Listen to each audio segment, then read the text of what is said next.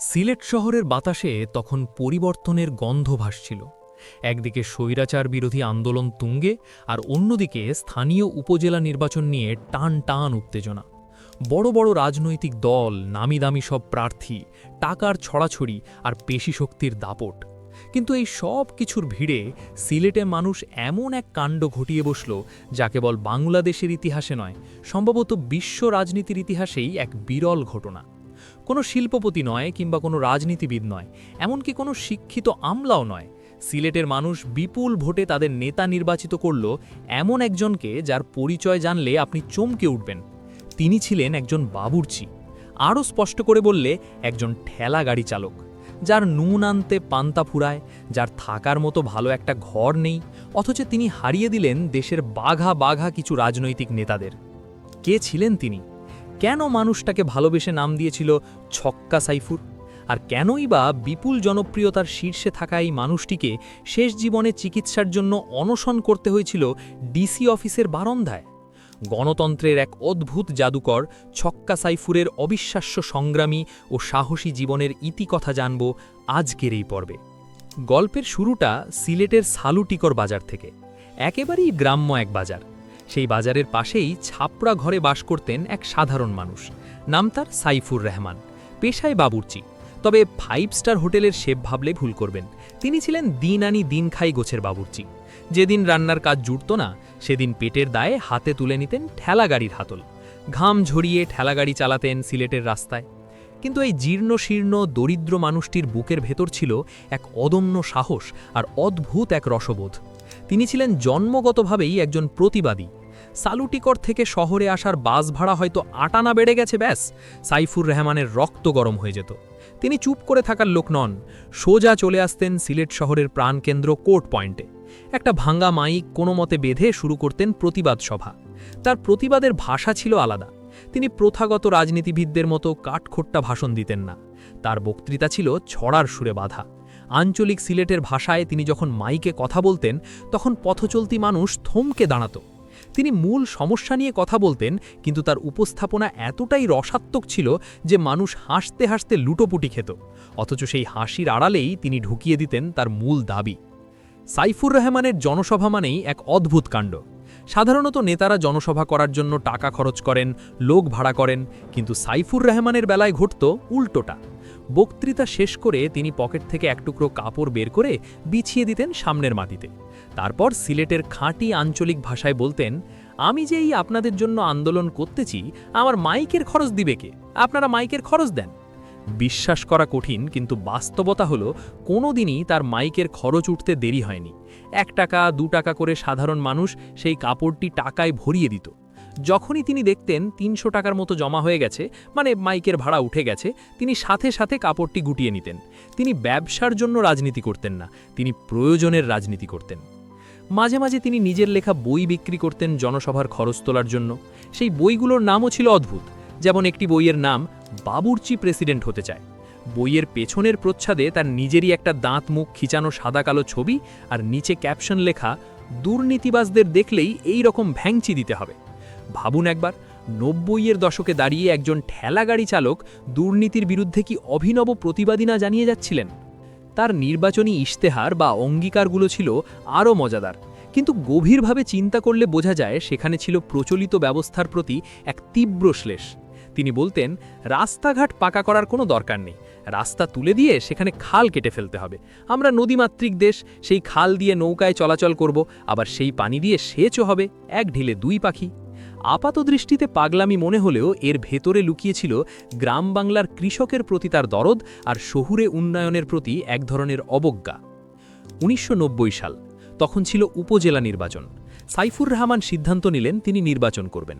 প্রতীক পেলেন ডাব, কিন্তু তার কোনো ফান্ড নেই, পোস্টার নেই, লিফলেট নেই, সম্বল শুধু সেই পুরনো হ্যান্ডমাইক। বগলে মারিক নিয়ে একাই প্রচারণায় নামলেন। তার দল ইসলামী সমাজতান্ত্রিক দল, যে দলের একমাত্র সদস্য তিনি নিজেই। কারণ তার যুক্তি ছিল অকাট্য, 1-এর বেশি লোক হলেই দল 2 ভাগ হয়ে যাবে।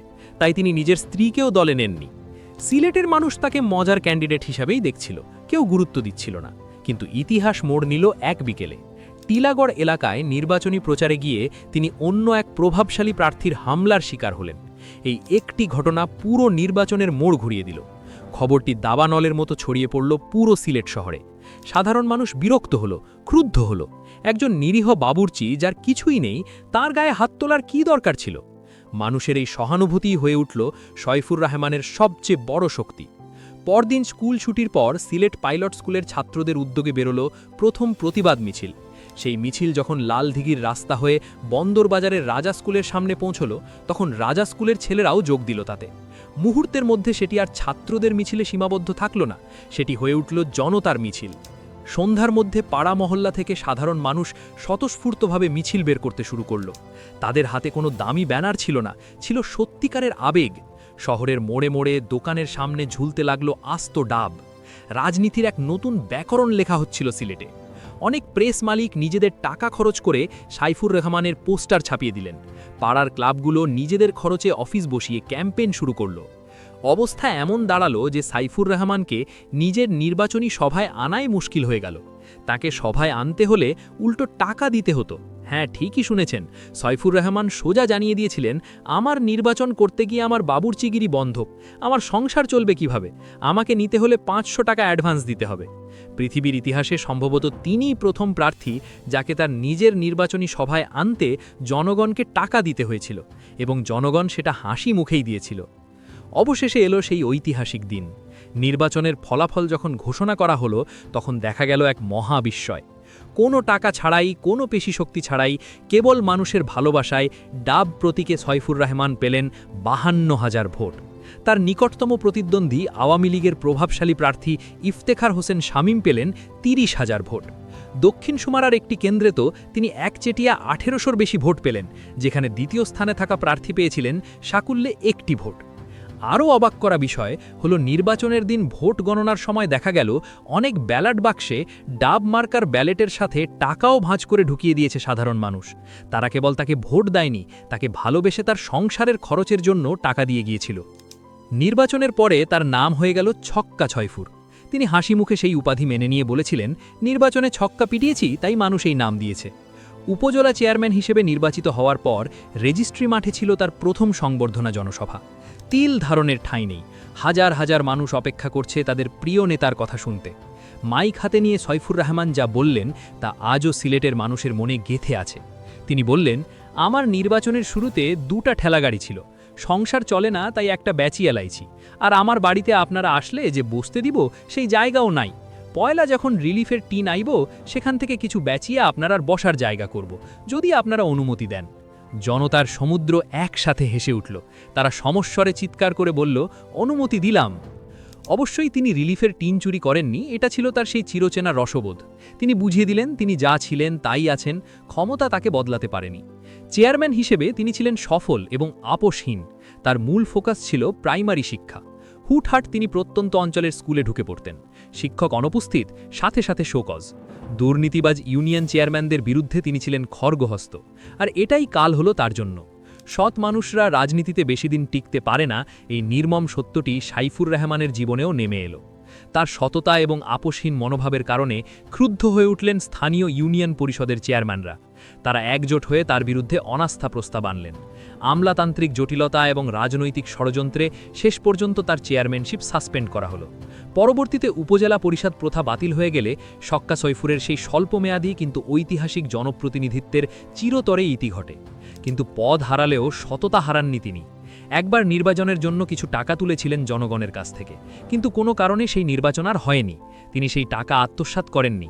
ঐতিহাসিক কোর্ট পয়েন্টে আবার ফিরে এসে তিনি মাইক হাতে দাঁড়িয়েছিলেন, বলেছিলেন, আপনারা আমাকে নির্বাচনের জন্য টাকা দিয়েছিলেন, যেহেতু নির্বাচন হচ্ছে না, আমি আপনাদের টাকা ফেরত দিতে চাই। জনগণ অশ্রু সজল চোখে বলেছিল, আমরা টাকা ফেরত চাই না, ওগুলো আপনি রেখে দিন। গল্পের শেষটা রূপকথার মতো হতে পারত, কিন্তু বাস্তব জীবন রূপকথা নয়। যে মানুষটি 52,000 ভোটে নির্বাচিত হয়েছিলেন, যে মানুষটি একটি পয়সাও দুর্নীতি করেননি, জীবনের শেষ সময়ে তাকেই নিজের চিকিৎসার খরচের দাবিতে সিলেট ডিসি অফিসের বারান্দায় অনশন করতে হয়েছিল। চিরকালীন দারিদ্র্যের সঙ্গে যুদ্ধ করতে করতেই এই মহান মানুষটি পৃথিবী থেকে বিদায় নেন। তিনি রেখে যাননি কোনো বিত্তবৈভব, কোনো অট্টালিকা, কিন্তু তিনি রেখে গেছেন একটি ইতিহাস। তিনি প্রমাণ করে গেছেন গণতন্ত্র মানে কেবল বড় লোকের খেলা নয়, সাধারণ মানুষ চাইলে একজন বাবুর্চি বা রিকশাওয়ালাকেও মাথায় তুলে নাচতে পারে। ছক্কা সয়ফুর হয়তো আজ বেঁচে নেই, কিন্তু সিলেটের রাজনৈতিক ইতিহাসে তিনি এক উজ্জ্বল নক্ষত্র হয়ে থাকবেন। তিনি আমাদের চোখে আঙুল দিয়ে দেখিয়ে দিয়ে গেছেন, নেতা হতে হলে টাকা লাগে না, লাগে সততা আর মানুষের ভালোবাসা। এই সমাজ বিপ্লবীর প্রতি আমাদের বিনম্র শ্রদ্ধা। আপনার এলাকায় কি এমন কোনো জনদরদী নেতার গল্প আছে, যিনি প্রচলিত রাজনীতির বাইরে গিয়ে মানুষের ভালোবাসা জয় করেছিলেন? কমেন্টে আমাদের জানান। আর ভিডিওটি ভালো লাগলে লাইক দিন, শেয়ার করুন বন্ধুদের সাথে। দেখা হবে আগামী পর্বে নতুন কোনো বিষয়ের ইতিকথা নিয়ে।